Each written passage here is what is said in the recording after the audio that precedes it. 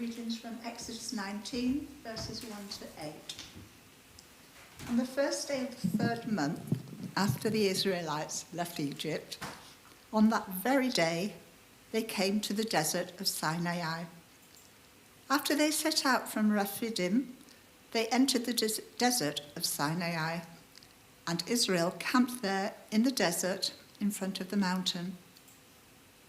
Then Moses went up to God, and the Lord called to him from the mountain and said, "This is what you are to say to the descendants of Jacob, and what you are to tell the people of Israel. You yourselves have been seeing what I did to Egypt, and how I carried you on eagle's wings and brought you to myself. Now if you obey me fully and keep my covenant, then all the nations you will be my treasured possession. Although the whole earth is mine, you will be for me a kingdom of priests and a holy nation. These are the words you are to speak to the Israelites." So Moses went back and summoned the elders of the people and set before them all the words the Lord had commanded him to speak. The people all responded together, "We will do everything the Lord has said." So Moses brought the answer back to the Lord. Amen.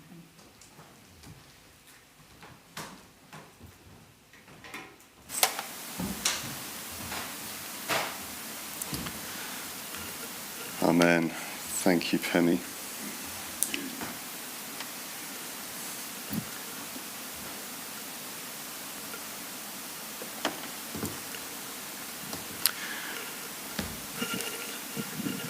I don't even know what that is. It's not a dinosaur. I was a caterpillar, sorry. This week we are continuing this series that we started last week that we're calling The Mission of God. And as I explained then, the plan is that taking us right up and indeed into a little bit Advent itself, we're going to be making our way through the big narrative of the Bible, not diving into all sorts of the tiny details and getting to hear every story. Obviously, we haven't got time to do that, but trying to get a sense of the overarching story of God's great plan of salvation as he creates and then redeems and reconciles all things to himself. Again, the clicker thing isn't working, so I'm going to work Mark hard this morning. So we click through things fairly quickly. By the way, Mark doing the tech for the first time. So thank you, and well done. And we've also just been told this morning he's going to buy a flute and practice it ready for Christmas. So, no pressure, but it's public now. Anyway, last week we looked at the story of God creating all things. If you have the next slide up, please, Mark. There we go. And if you remember, we talked about God creating all things to be in perfect relationship, both with him and with each other. So he created creation, all things that are, all of nature and all the material matter. And he said these things are good. It was created in a good way. He created humans and said about them, they are very good, and also made in the image of God. And as part of being made in the image of God, first part of that is that our identity plays out in our relationships, both with God and with each other, but also in our relationship with creation. And if you remember, he gave humanity this special mandate, this commission to look after the rest of the world and be stewards of all these other good things that he had made. And so that was the initial state in which God made things, and we put the name on that and saying that's righteousness.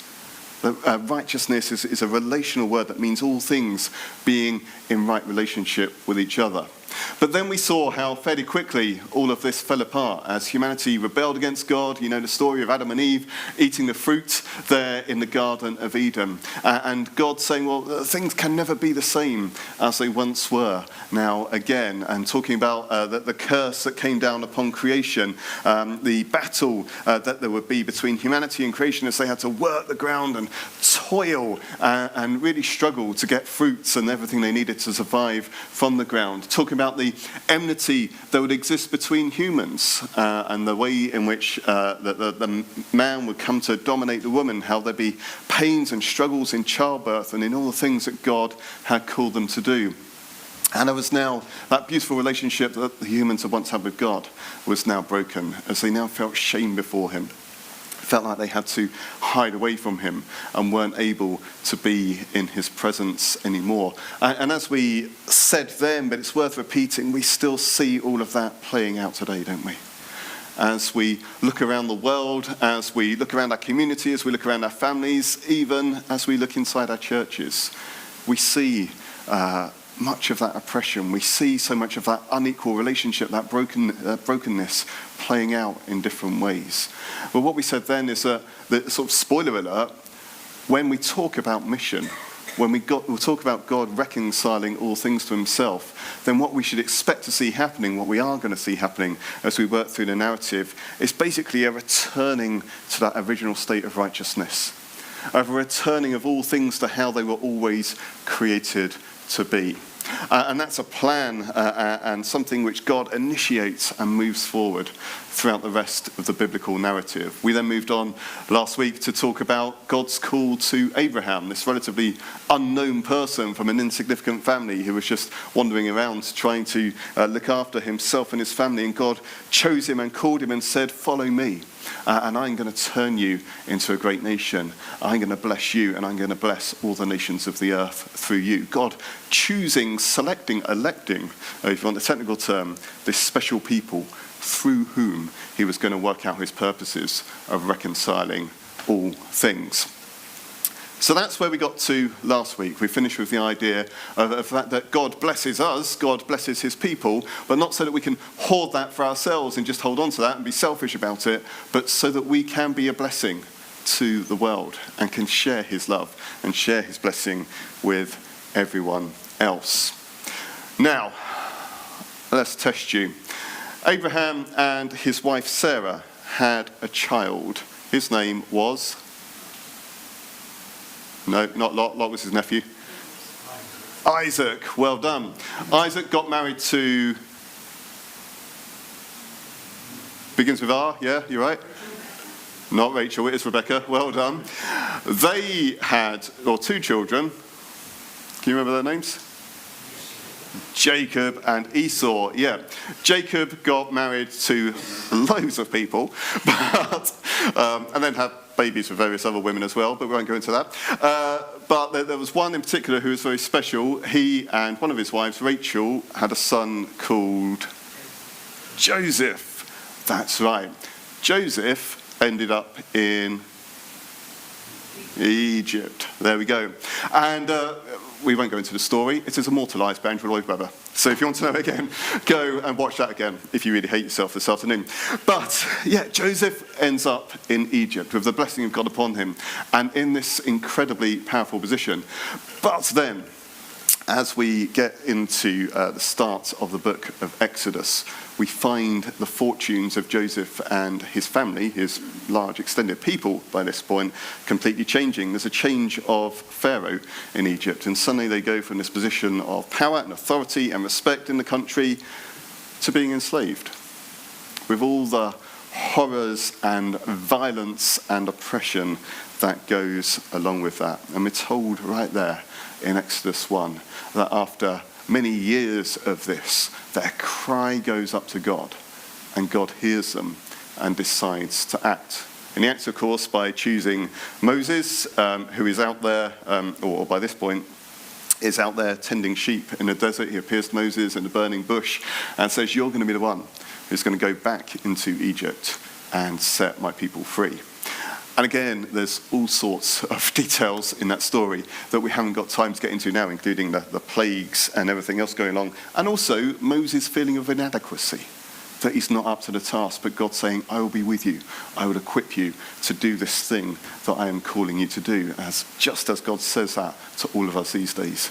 As he calls us into new things, as he calls us to take those steps of faith, he doesn't expect us to be able to do it in our own strength, in our own right. But he says, "I will be with you, and I will give you everything that you need." That's a complete tangent. What I want us to notice, though, about the situation in Egypt and for the Hebrews as they're there in their slavery, is that God isn't just rescuing them in a spiritual sense. As I've already said, their slavery, their oppression, yes, is spiritual in that they're not free to worship God as they might have liked to do, but it also carries other elements with it as well. It's a political oppression. They're immigrants, so an ethnic minority living under oppression. It's economic. They're being exploited. They're putting in this labour, but not for their own benefit or the benefit of their families, but for the benefit of their masters. It's social. If you remember, it's the genocide of the male infants, which was at the root of Moses' story in the first place. They, yes, are being oppressed spiritually. Yes, they're being confined and constrained in their freedom to worship God. But there is so much more to their story going on than this. And the significant thing is that God rescues them from all their oppression, all their material circumstances, as well as spiritually. There's a quote going to come up on the wall from a missiologist called Chris Wright. It's a bit of a wall of text, but don't worry, I will read it to you. Chris Wright says this: "In the Exodus, God responded to all the dimensions of Israel's need. God's momentous act of redemption did not merely rescue Israel from political, economic, and social oppression and then leave them to their own devices to worship whom they pleased. Nor did God merely offer them spiritual comfort of hope for some brighter future in a home beyond the sky while leaving their historical condition unchanged. No, the Exodus affected real change in the people's real historical situation and at the same time called them into a real new relationship with the living God. This was God's total response to Israel's total need." We have a God, we worship a God who, yes, cares about what's going on in our hearts. Yes, cares about that relationship that each of us has with him, but is also intimately concerned for and cares about our material circumstances. Why is this important? Later on in the New Testament, we hear from various writers them talking about Jesus as offering almost a new exodus, the salvation that Jesus brings being an exodus, a liberation for all people all around from their state of sin. But often, especially in evangelical aligned churches, that gets talked about in very spiritual terms. It gets talked about what's going on in our heart, what's going on in our soul. It gets talked about entirely in terms of my relationship with Jesus. And of course, that's good and right. But we need to expect, it seems to me, from reading passages like Exodus here, that we need to be looking for more than that. That God's mission, what God is doing in the world, this plan of salvation that he is enacting and starting to play out here and continues to enact through Jesus, isn't just about our souls. It's about the whole of our circumstances. It's about justice. It's about economics. It's about political circumstances. It's about being free to worship him and serve him in everything that we do. And so we need to keep looking for that all the way through the Bible and bear that in mind with everything else that is to come. We haven't got time to talk about it anymore this morning, but just keep that in the back of your mind.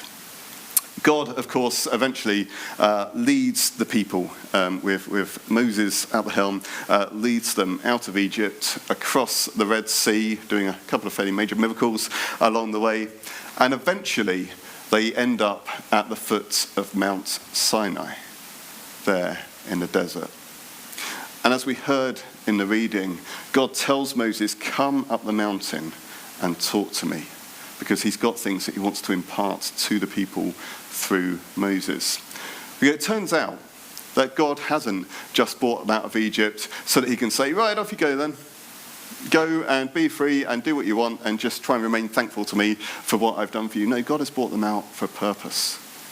He's brought them out so that they can serve and worship him. He's brought them out because he still has a particular place that he wants them to play in his great salvation plan, in spreading his name amongst the nations. And so if we go on, oh, we're there. See, he's ahead of it. What am I? As we just heard in Exodus 19, this is what Moses is told to say to the people. "You yourselves have seen what I did to Egypt and how I carried you on eagle's wings and brought you to myself." God laying the foundation, because I have done this for you, this is what I want you to do for me. Now, if you obey me fully and keep my covenant, then out of all nations you will be my treasured possession. Although the whole earth is mine, you will be for me a kingdom of priests and a holy nation. We get some reiteration there, don't we, of some of the things that he's already said to Abraham, reinforcing this idea that actually I'm not abandoning the rest of the world. All the nations are mine. Every person belongs to me. I'm concerned for all people across all times, in all places. But in enacting my purposes, you are going to have this special place. I'm calling you, I'm choosing you to walk with me in a special way because I've got something that I want you to do for me. Although the whole earth is mine, you will be for me a kingdom of priests. What do priests do? Sorry? Intercede between humanity and God. Yeah, that's right. Priests are like mediators, if you like. They're in the gap between humans and God. And so they are the ones who communicate God to humanity, are able to speak for God, to act on behalf of God, to offer forgiveness for God and whatever else might be. They're also the ones who lift up the prayers of the people to God. Priests are people who stand in the middle and provide this channel, this conduit of communication and sharing I don't know what it was. Okay, that's all right. This conduit of communication, of sharing what God is like with the people around them. And so, for God to call Israel a kingdom of priests, it seems that what he is saying to them is, listen, you collectively together, you are going to be the means by which I make myself known in the world. You are going to be the means by which I make myself known to the other nations. You are going to be the way in which everyone else around gets to learn about who I am and my character and what I'm like and my love, my concern for justice and all the other ways in which you might describe me. You are the way, for now, in which I'm going to reveal myself to literally everybody else who is living around you. And how are you going to do that? By being a holy nation. As we've already sung this morning, and as gets affirmed at various points throughout the Old Testament and indeed the New Testament, only God is holy. Holy, in this sense, literally means set apart, one who is unlike all other things that are. God is the ultimate holy one. And yet he calls his people to live a holy life which reflects his character, which reflects his holiness, which reflects that set-apartness, so that the rest of the world can come to know what he is like. And how are they to do that? Well, by living life in accordance with the law. How many of you have read the Ten Commandments? Shy of 100% there. Okay. How many of you have read the rest of the Old Testament law as it's there in Leviticus, parts of Numbers, and then stated again in Deuteronomy? A lot less than 100%, but brownie points for those of you who had. It is long, and it is complicated, and it's often difficult to understand what is going on. But basically, the law is God laying out for the people of Israel how it is that they are to live their lives so that they might be this holy nation who are able to make him known to the rest of the world. So it includes all sorts of elements which are going to set them apart and make them different. And so that everyone else can look at them and say, hey, there's something about these guys. There's something about the way they live their lives that reflects the God who they worship. And we want to know more about this. We want to know this God because he appears to be with them and he appears to be doing a good thing among them. There's all sorts of elements to the law, and again, we haven't got time to go into them all in detail now, but there's a couple of things which are worth picking up on. The first is the centrality of worship. Front and centre, both in the Ten Commandments and in the rest of the law as it plays out, is the idea that the whole of their life together needs to be absolutely centered on their worship of God. And that takes a couple of different forms. Firstly, there's the call to organise the whole of the rhythm of life around their worship of him. The pattern of the day, the pattern, the rhythm of each week as it's organised around Sabbath. Indeed, throughout the months and throughout the whole year, with the major festivals that they're called to mark at different points, different times when they're called to come together in different ways and offer different sorts of sacrifices, sometimes thanking God, sometimes bringing repentance before God, sometimes making atonement for their sin, all sorts of different things that they're called to do and called to bring. So their life is meant to be orientated around God in that respect, in the rhythm of the way they live each and every day. But also in a very physical, practical sense. God tells them to build this slab in the centre of the camp. This is known as the tabernacle. It was a place where God was understood to dwell among them. In the tent in the middle there was the Ark of the Covenant, which they believed to represent the presence of God with them and be carried by priests as the camp moved from place to place. That inner part is known as the holy place that only the priest could go into. And then inside there was what's known as the Holy of Holies, which only the great high priest could go into. And only then, on one day of the year, after going through all sorts of rituals to cleanse himself and make himself pure so that he could go into the very presence of God itself. And even then, when he went in, they would tie a rope around his ankle so that if he dropped dead in there, they could just pull him out. It's a really gracious way to end your life. But around the tabernacle, in the outside courtyard bit that you can see there, would have been all sorts of altars and places burning incense, places to offer sacrifices as people came saying, thanks for the harvest, or thanks for this newborn child that we've got, or thanks for whatever it might be. And also places where, as I've said, they could come and bring atonement. This was at the very middle of their life together, the very centre of their life together. And everything else that went on, all the other commands that God is going to give in the law, the whole of the rest of their life was meant to spread out and find its basis here. The whole of the law is centred on the worship of God and in working out the so whats of that worship in the rest of their lives. Again, this is a complete aside, and I think I've said it before, but it's one of the reasons why we should be slightly sceptical perhaps about the idea of a Christian nation. Because even a nation which follows all of God's laws and all of God's commands and lives with all those Christian values that we might think about, it still can't be Christian unless it has worship of God at the centre of its life together. You can't have Christian ethics, you can't have godly ethics without worship being there at the very centre of all things. Again, that is a complete aside. Worship is in the middle, and as I said, everything else flows out from there. And there's different types of laws that we see God talking about. Some of them are really practical. How to stop mildew spreading around the camp, or how to make sure that skin diseases don't spread too far. That's fairly easy to understand why God would give them those things. Some of them are about religious distinctives, about making sure that they don't take part in practices which would confuse the other nations and make them think that they were worshipping any of their gods. By way of example, don't boil a goat in its mother's milk. You and I reading that today think, well, why not? I mean, probably most of us never have boiled a goat in its mother's milk, but it's not immediately obvious why we shouldn't do so until we find out that actually this was something that was done by some of the Canaanites around them as a ritual act, offering a sacrifice to one of their gods, to one of their idols. God is saying have nothing to do with that. And don't do anything which even remotely looks like any of that, because you have got to show in your life together that you are different, that you are set apart, that you are worshipping me and me alone.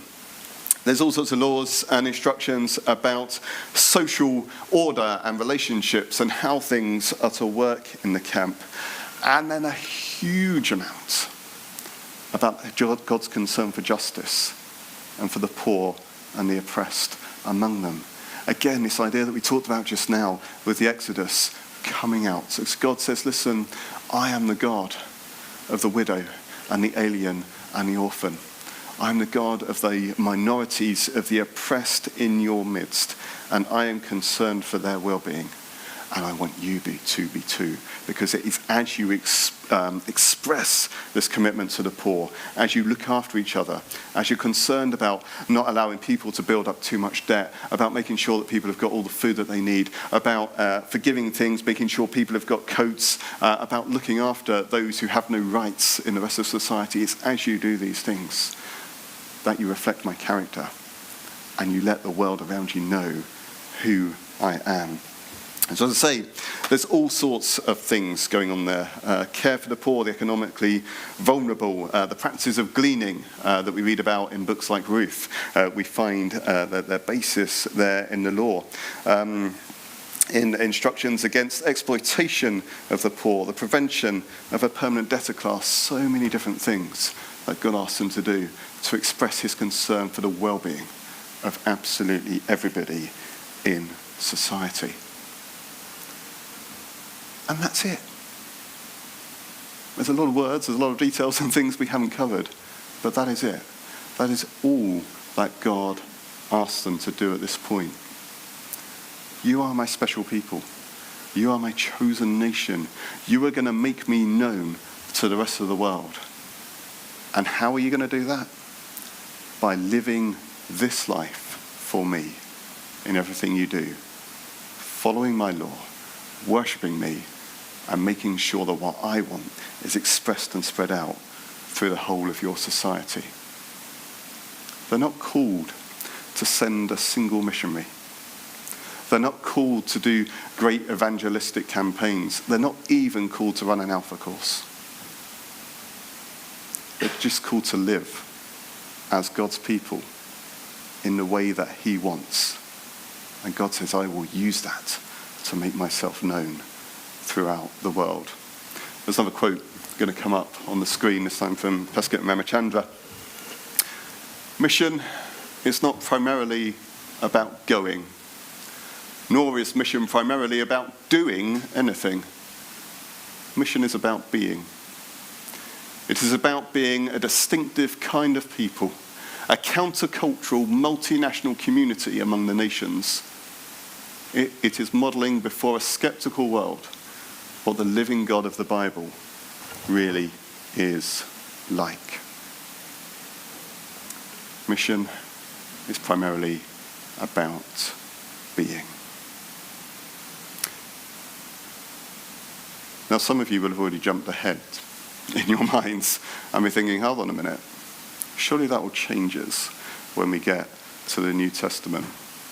Because doesn't Jesus say, go and make disciples of all nations, go and witness to me and to the kingdom of God amongst all peoples? Doesn't the Spirit come at Pentecost and give them the gift of all these different languages so that they can start to do just that, and so that the gospel might start to spread all around the world? Doesn't Paul call us to go out and share with people and preach with people and evangelize people? Don't we see that playing out through miracles and everything else? And the answer to that is yes, absolutely, of course it does. And we'll get to that in a few weeks' time. But the fact remains that still, at the heart of who we are called to be as a church, is this calling to be the people of God and to live our lives together in a way which reflects his character and which shows the rest of the world what he is really like. You may also recall, as you're thinking ahead to the New Testament, 1 Peter 2, verse 9, where Peter says, you are a chosen people, a royal priesthood, a holy nation, a people belonging to God, so that you may declare the praises of him who called you out of darkness into his wonderful light. That language sound familiar? It's exactly the same words as we used over Israel there at Mount Sinai. And it's the calling which is on us as a church today. We too are called to live as the people of God. We too are called to reflect on our relationships with each other, on the ways in which we look after each other, on the ways in which we show each other forgiveness and grace, on the ways in which we seek to grow together, on the ways in which we put worship at the absolute centre of our life together. We are called to reflect on all those things and so much more. And think together as a church, how are we demonstrating this God we worship, this holy God, how are we demonstrating him to the world around us? How is God calling us to make him known here in this place? And so we're going to stop there for this week. Next week we'll come on to the fact that Israel completely fail in their mission and get taken into exile. But that's the next week. But for now, let's just stay with that challenge. Let's just stay with that call that God places upon each of us and on us as a church together, to live as his people, to build our life upon him, and then to live out this new life that we are called to and offered in God in such a way that it makes him known. As we reflect on that, we're going to stand and sing Build My Life, which talks about, well, everything I just said really, about building our life upon Jesus, about growing in the love of Jesus so that we might be people who share his love with those around us. We'll sing this and then we'll pray and then we'll draw our time together to a close. Let's stand and sing.